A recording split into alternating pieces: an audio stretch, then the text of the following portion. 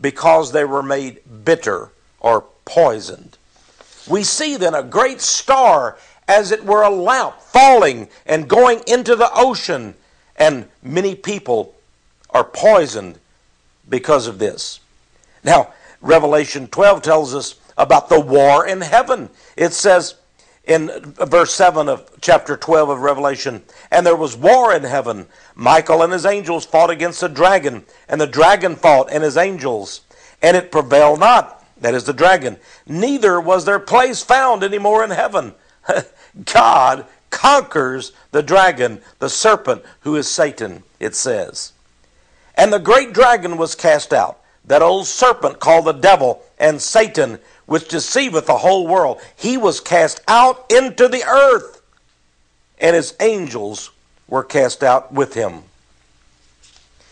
Jesus is going to cast out the devil and his angels, 1/3 who rebelled against God. And there's so much more we could talk about. Chapter 9 says, "The fifth angel sounded, and I saw a star fall from heaven unto the earth, and to him was given the key of the bottomless pit. And he opened the bottomless pit." My friends, a star falls. But he's identifying here, God is identifying an entity, a being. And I'm going to give you the name of that being in just a moment. This is a dark angel, and he has a key to the bottomless pit, to hell itself, to the abyss. "And he opened the bottomless pit, and there arose a smoke out of the pit, as the smoke of a great furnace, and the sun and the air were darkened by reason of the smoke of the pit. And there came out of the smoke locusts upon the earth, and unto them was given power, as the scorpions of the earth have power. And to them was given that they should not kill them," that is, human beings, "but that they should be tormented 5 months. And their torment was as the torment of a scorpion when he striketh a man. And in those days shall men seek death, and shall not find it, and shall desire to die, and death shall flee from them. And the shape of the locust were like unto horses prepared unto battle. And on their heads were as it were crowns like gold, and their faces were as the faces of men, and they had hair as the hair of women, and their teeth were as the teeth of lions. And they had breastplates as it were breastplates of iron, and the sound of their wings was as the sound of chariots of many horses running to battle. And they had tails like unto scorpions, and there were stings in their tails, and their power was to hurt men 5 months. And they had a king over them, which is the angel of the bottomless pit, whose name in the Hebrew tongue is Abaddon, but in the Greek tongue hath his name Apollyon." Friends, these are synonyms for the devil. Abaddon, Apollyon. And this is the dark angel who opens up the bottomless pit. And imagine the description of these devils that come forth. Strange creatures, like locusts, but they sting like scorpions and hurt men. There are going to be momentous events in the last days when the key is opened, and out of the bottomless pit come these creatures from beyond. It's going to happen. And with Planet X coming, there are some who say, the great gods, the ancient gods and goddesses and deities, the mighty men of old are coming back again, and they're going to reign over us. Did you know that there have been many religions, Scientology and others, and there are many UFO cults, and there are books being passed around today that are occultic in nature, and they are saying that these great beasts, these great alien entities from outer space are going to come upon the face of this planet once again. And they say, those are the ones who planted the seed of men on this earth millions of years ago, the claim is made. And they're coming back again. They are our gods. Of course, this is a lie, but you can see the seductiveness of such lies, especially during this technological age. Well, we could go on and on about the amazing things that are going to occur in the last days. Revelation 6 verse 12 talks about a great earthquake. and the stars of heaven falling unto the earth, it says, even as a fig tree casteth her untimely figs when she is shaken of a mighty wind. Think of the stars falling from heaven. But I wonder, is this symbolically speaking of the angels falling? The stars falling from heaven, coming again to earth? Jesus said in Matthew 24, and except those days should be shortened, there should no flesh be saved. But for the elect's sake, those days shall be shortened. Friends, if Jesus Christ did not come again, everyone on this planet would be destroyed during those times when the stars fall from heaven. So yes, there are going to be catastrophic events. Now the question is, when will these things occur? You know, his disciples asked Jesus, Matthew 24, what will be the sign of thy coming and of the end of the world? And Jesus gave them certain signs. One of the signs is incredible.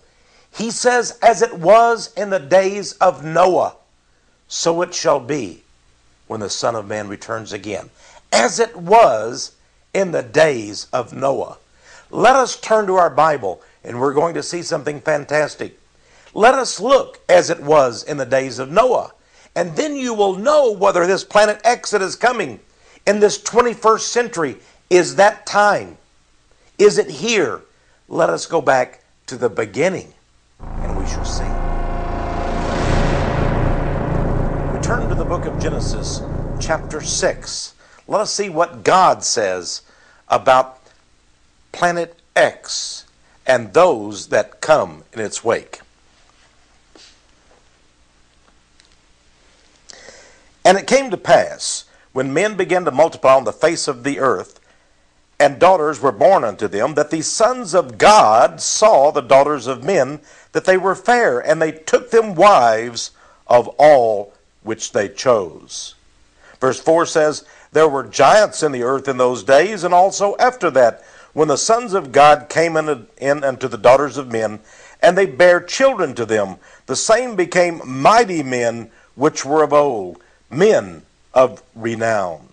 And God saw that the wickedness of man was great in the earth, and that every imagination of the thoughts of his heart was only evil continually.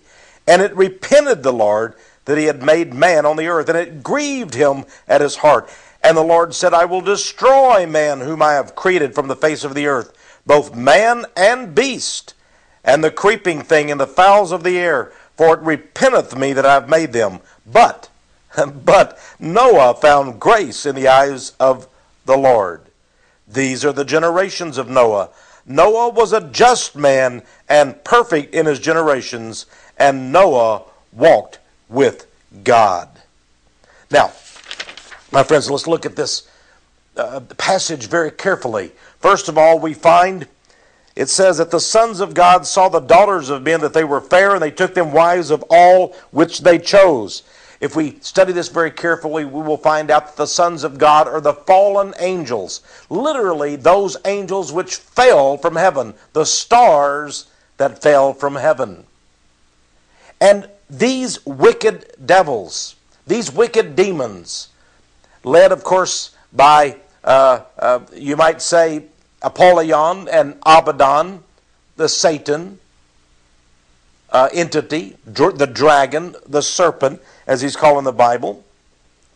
They saw that the daughters of men, in other words, human beings, women, human beings, were very pretty, were beautiful. And they didn't just ask them to marry them, they seized, they abducted whomsoever they chose. And from these, it says in verse 4, they had children. And those children were like giants, mighty men, the men of old, men of renown, the ancient gods and goddesses, were they not? Now, what we need to understand there is that word giants in the Bible, there are really two words if you look at the meaning. First of all, there is the word the Nephilim. The giants were the Nephilim. And then there's the word the Rephaim. The Rephaim. Nephilim literally means the fallen ones, the angels that fell from their first estate. But there's more than that. They were also, we see in the book of Deuteronomy, they were also called the Rephaim. What does that mean? It means the dead. In fact, Deuteronomy says that these fallen angels were of the congregation of the dead. They were literally walking dead. So we see them, there were giants in the earth in those days. But there's a greater meaning. They weren't just large in physical stature and size. They were super intelligent.